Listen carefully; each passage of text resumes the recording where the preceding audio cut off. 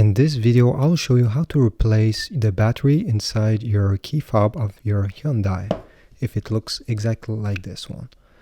Well, first thing is you need to turn your key this direction and you'll see there is a small slot right here. Let me show you a close-up of it. So as you can see here, there is a small slot where you can put a flathead screwdriver inside. Just do so, and once you're inside, just twist. The case will open. Once the case is open, you just need to separate both parts like this, and the battery will be revealed on the right side right here. To replace it, take your flathead screwdriver again, and here there's a small space. You can go right under the battery and get it out of the casing, like so.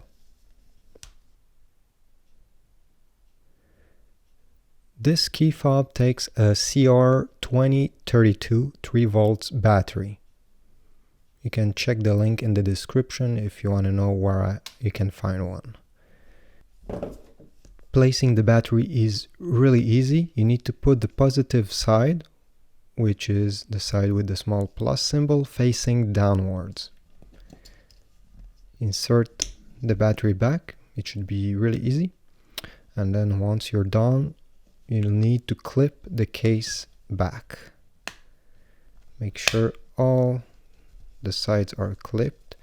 And the way to know if you did a good job and the battery is working is you need to press on a button and the small red LED here should light up. So it works. Thanks for watching and please subscribe.